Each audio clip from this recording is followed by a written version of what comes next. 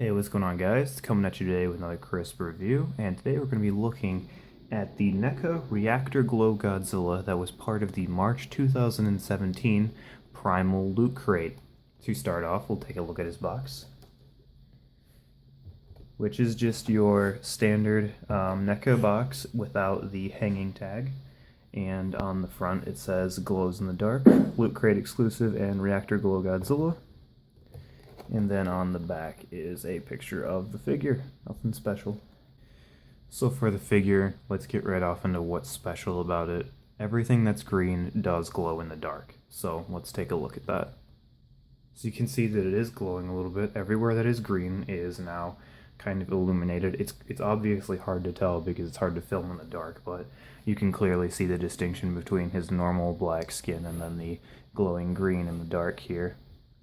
Does glow pretty good. Let's see if I can get something better here. There we go, much better. He does glow pretty well. His eyes are, they glow a different color than the rest of his body, but his fins and the rest of his markings are all this kind of pale green, and his eyes are like a really vibrant yellowish lime, so he does glow pretty well, and he does hold his glow pretty good. So this is just the another reissue of the original NECA Godzilla vs. Space Godzilla figure that they released, which was then remolded into the Burning Godzilla mold, which is now transformed into this Reactor Glow Godzilla mold. Just the only thing that's different is they switched out the orange plastic with the glowing green, and then have the black painted over top of it. And then it also has the same kind of blue nails that the original release had. He also has the blue toenails, as you can see. The eyes are green, though, with yellow on them, so those are different. And then the inside of the mouth is just that red color that we're used to, with white teeth. And then his tail has regular white spines going down it. So the green does not hold, and none of these have any effect or anything like the rest of him does. For articulation, it's the same as the other figures. His mouth is going to open and close. There's a head turn. It does go all the way around, but they are known to break, so I don't recommend that. The neck does kind of move at the base and twist a little bit, but it's really stiff, and the necks on these figures can be fragile, so I don't highly recommend moving that too much. The arms on this one are pretty loose. They'll move in, your regular ways. Ball joint, shoulder, swivel right here, the bicep. No movement right there, but he does have an arm that'll move in and out right here, so you can get him to get his arm a little bit moved around. Move 360 at the wrist, that's what that's called, and then his hands have that weird open and closing joint that the other molds had as well. And then moving on down here, once I get his arm in a non-crazy position, whatever, I don't care anymore. He has this basic like pivot in the waist here, so it'll slide forward and backwards, and it'll bend all the way forward as well. So you can get him to bend over pretty far. You get a weird gap, but I mean, that's to be expected. And then you can get him to stand up pretty straight, and all of his spines will latch together. So lots of movement right there.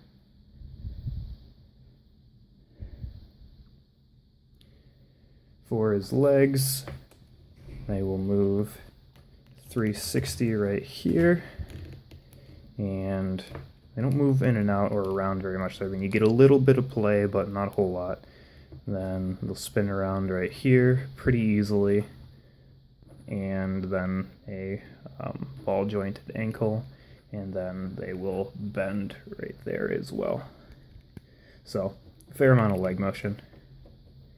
And then finally to his tail, your regular NECA swivels right here, couple segments right here, and then a bendy wire tail, so you can put this in any position that you really want to. For size comparison, here he is next to the NECA GMK or 2001 Godzilla. Definitely stands up straighter and taller, so you can tell it's this mold. Here he is next to the Toho Kaiju series Godzilla 2000, and he's also not as massive, and he's about the same height though, so that's pretty close. And last but certainly not least, here he is next to the SH Monster Arts Godzilla Feet Ava 1 for some crazy color scheme clash ups. These two definitely look interesting next to each other, being how bizarre they are. And they are right around the same height. He's just a little taller, so that's pretty close. Overall, this definitely is a pretty unique figure. I really wasn't expecting this from NECA, but they've been doing some weird stuff lately, so I definitely do appreciate this. Like I said, this was released with the March 2017 Primal Loot Crate.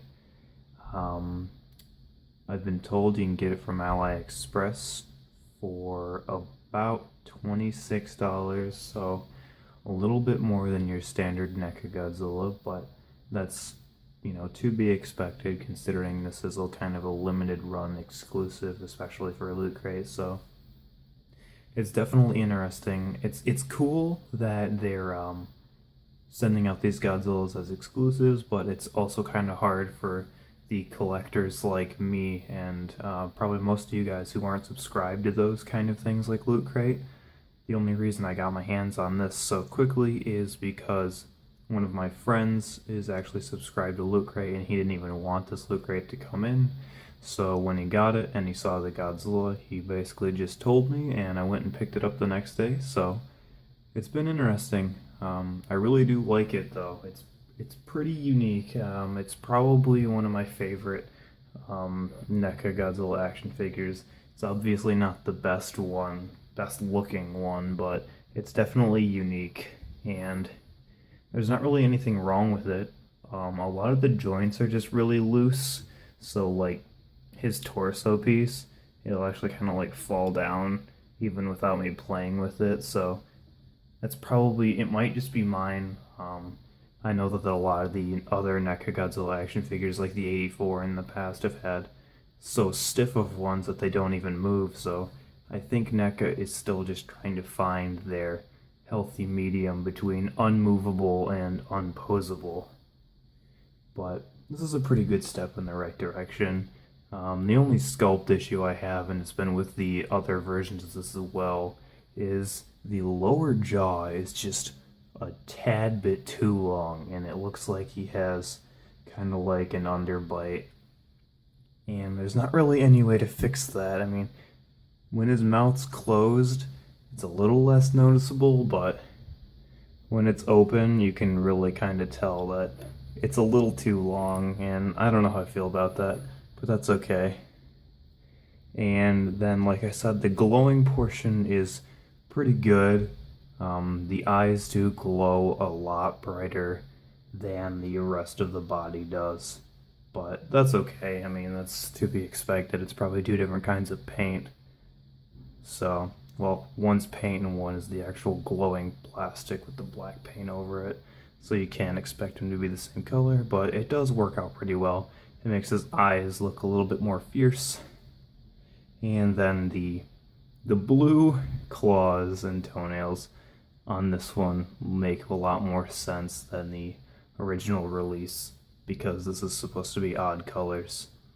Don't really know why they chose to call it Reactor Glow. I mean, it's probably their only way that they could justify a glow-in-the-dark one, because last time I checked, Godzilla didn't ever really glow green, absorbing a reactor, but it's definitely a unique figure, and if you guys are interested, definitely try to get this from someone who got it in their Loot Crate and they don't want it, or go ahead and try to find one online and pick it up for yourself.